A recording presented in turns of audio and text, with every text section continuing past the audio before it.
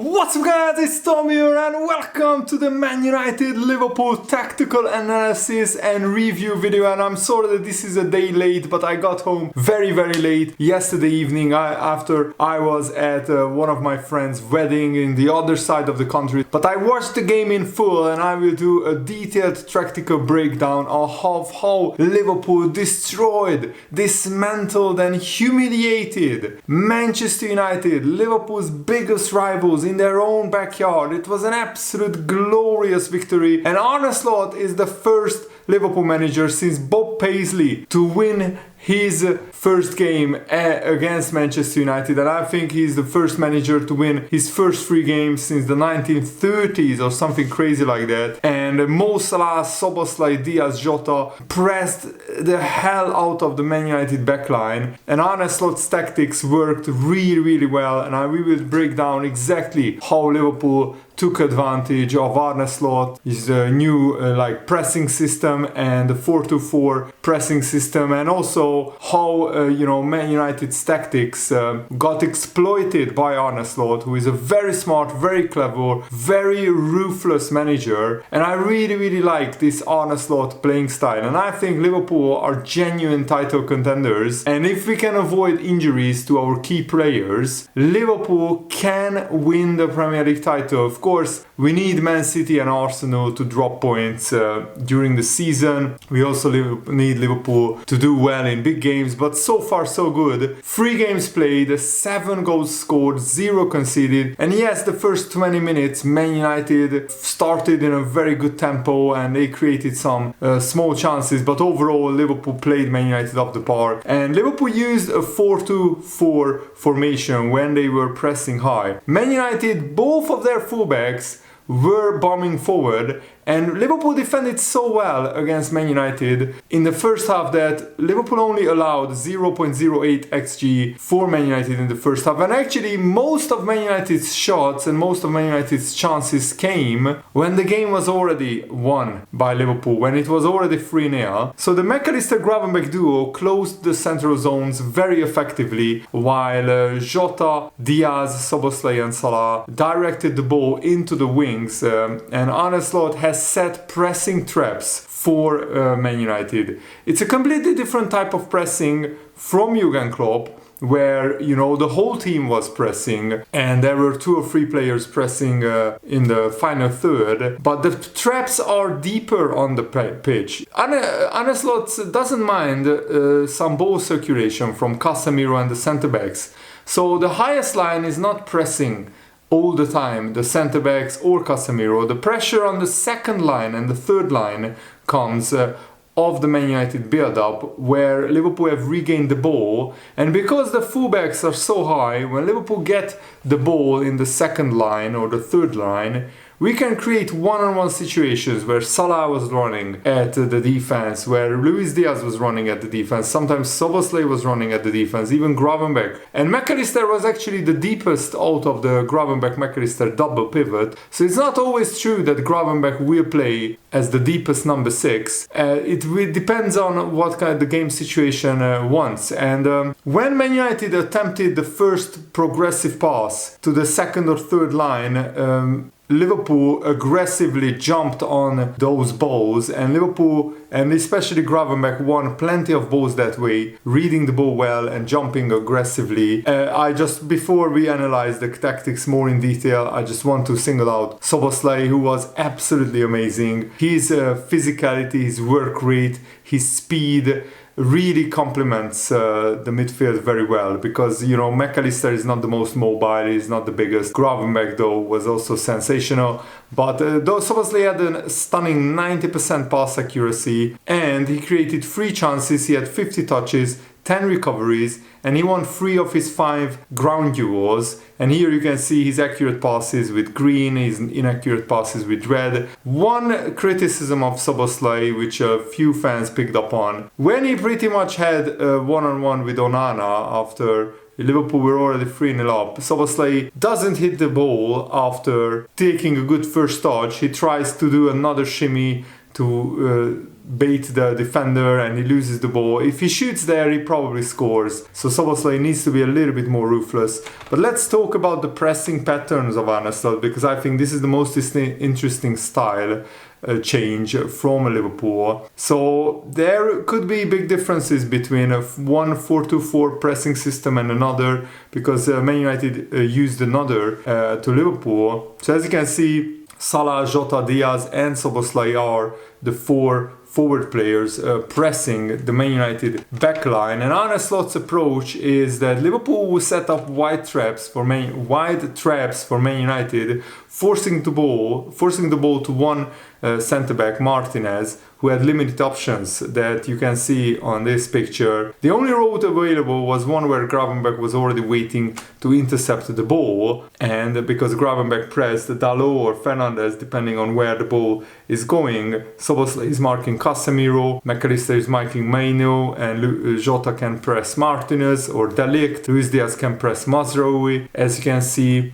Mo Salah made an angled run to keep Dalot in his cover shadow and pressured Martinez, while Jota closed down the back pass to Onana or De Ligt. Szoboszlai had the key task of covering Casemiro, forcing a risky pass to Fernandes, which Gravenberch intercepted, as you can see on the next graphic. And Gravenberch had his best game in a Liverpool shirt. This was his biggest test. A lot of people said, a lot of pundits said that it's all well and good that Gravenberch played well against Ipswich and Brentford, but let's see how he does against Man United. Because Man United away was not a happy hunting ground for Liverpool in recent years. Liverpool have only won twice in the last 13 visits. And that shows how tough it is. But those two victories came in the last 4 Premier League games. And now Liverpool have 3 Premier League wins in 5 Premier League games at Old Trafford, which I think is a fantastic record. And hopefully Liverpool can keep it going. Gravenberch utilized his long legs and work rate off the ball. And you can see on this visual that on his ball recoveries of Ryan Gravenberch, 6 recoveries made, 3 progressive carries made, 2 successful progressive passes, and also he won 2 out of 2 tackles. He made 4 interceptions. He won 1 dribble, and he made a clearance. And Man United lost the ball 32 times in danger zones, leading to 7 shots. And that is significant because overall Liverpool had 11 shots in the whole game, and 7 of those came after Liverpool won the ball back in Man United's danger zone, which is fantastic. So on the flip side, Ten Hag also used the same 4-2-4 shape when pressing, but probably Arne Slot studied Pep Guardiola's tactics against this kind of Man United press. Moving Szoboszlai to the left, Arne Slot exploited Man United's weak midfield cover, and you can see the tactics board for a visual breakdown that when Szoboszlai moves on the left, then there is nobody really covering him, and that's how sometimes Szoboszlai picked the ball up in his position and ran forward behind Maino and Casemiro. So Szoboszlai often popped up in the half space, creating gaps in United's midfield because Liverpool skipped United's press with ease thanks to these movements. Gravenberch, like Szoboszlai, frequently exploited the half spaces, finding gaps in United's midfield on the other side. For example, before Trent Alexander-Arnold scored the goal, which was disallowed for a marginal offside, Gravenberch moved in behind Maino. Van Dijk picked him up with the ball, and then Gravenberch was just running at the back line. And in this instance, Van Dijk passes McAllister, who passes to Szoboszlai, and we bypass the Man United midfield, and Szoboszlai can run at the back 4 with Jota, Diaz and Salah running alongside him, and the whole Man United team is running back, panicking, and that was just fantastic to watch. The second half, Liverpool sometimes were toying with Man United. It was an absolute joy to watch. And Ten Hag just can't seem to figure out a system which suits his Man United players, which gets the best out of Man United's players. Because Man United again spent almost £200 million and new players. They don't look any better than Liverpool. And Liverpool actually look better even than last season because we look a lot more calm and composed in possession. We take our chances pretty ruthlessly so far, and hopefully that will continue for a long time. Luis Diaz, what a start to the season. After scoring 2 goals against Sevilla, he already has 3 goals in his first 3 Premier League games, but scoring 2 goals at Old Trafford, that is fantastic. And it's Luis Diaz's favourite option opponent. Luis Diaz now has more goals against Man United than against anybody else. And also Mo Salah's record against Man United is just second to none. He has so many goals and assists against Man United. He loves to play at Old Trafford and he loves to score goals, get assists and help Liverpool win the game. And also in this graphic you can see that Salah's role was to press inside towards Lisandro Martinez, and if the ball reached Dalot on the left side, Gravenberch had to jump up on him from the double pivot. The backward pass from Szoboszlai was important because otherwise Maino would have been available as a free man. Because of the initial positions and roles in the press, both Diaz and Salah was in high positions in attack to attack the space behind the fullbacks in transition after the turnover in midfield, and basically both Salah and Diaz could run one-on-one against their defenders if Liverpool or when Liverpool won the ball back high. Another situation, Liverpool players blocked the center in the 4-2-4 shape with Salah pressing inwards, Gravenberch ready to jump on the low if necessary. After the press was triggered, Jota jumped on De Ligt. Then he continued the press towards Onana, who only had Martinez as an available short option. But he was also pressed by Salah from the outside. Diaz was also ready to jump on De Ligt in case of Martinez was able to find him. Salah completely closed the passing lane towards Dalot and forced Martinez towards the center. Gravenberch only had to concentrate on Mainu, as you can see on this graphic, but he was able to intercept the ball, which led to another promising high turnover. Again, because of their positions in the press, both Salah and Diaz was able to directly attack the space behind the fullbacks in one-on-one situations with Man United centre-backs. And no centre-back is comfortable with Salah or Diaz running at him one-on-one with the sheer pace that they have. A similar situation led to Liverpool's first goal, but they also needed a bit of luck as the first line of press was broken because Gravenberch committed too early towards Dalot, so Maino was able to receive the ball in midfield.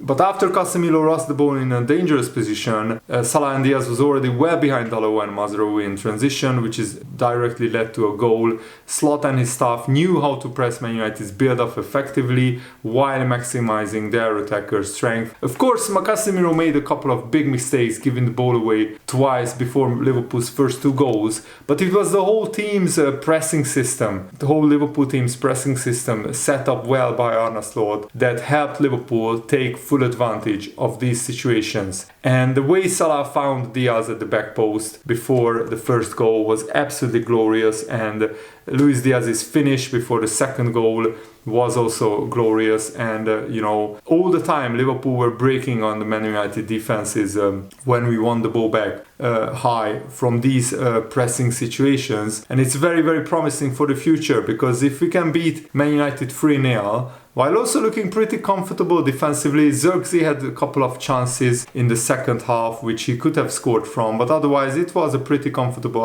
afternoon from Liverpool, and it's very rarely comfortable at Old Trafford against Man United. But Liverpool actually could have scored 5 or 6 goals. We had that many big chances. If Szoboszlai is more ruthless, should have been 4-0 at least, but Salah missed a couple of big chances, Jota as well, so it could have been even more. So that's really, really promising. Now there is a 2-week international break, which is a little bit unlucky, but hopefully Arne can work more with the players that stay at Liverpool, like Darwin Núñez, who is banned from playing for Uruguay for 5 games, and hopefully we can get better. And we have Bournemouth and before that Nottingham Forest at Anfield for our next Premier League game, and we also start our Champions League campaign away at AC Milan. So I'm really looking forward to the rest of the season. I think Arne is a very good manager, very good coach, and the Feyenoord fans were right that Liverpool are in for a treat this season. And Arne I think, quietly and methodically are absolutely ruthlessly building a team potentially capable of winning the title. So let's support the team and let's see where this ride takes us. It's absolutely brilliant so far, and long may it continue. Thanks for watching, guys. Up the Reds. See you later. Goodbye.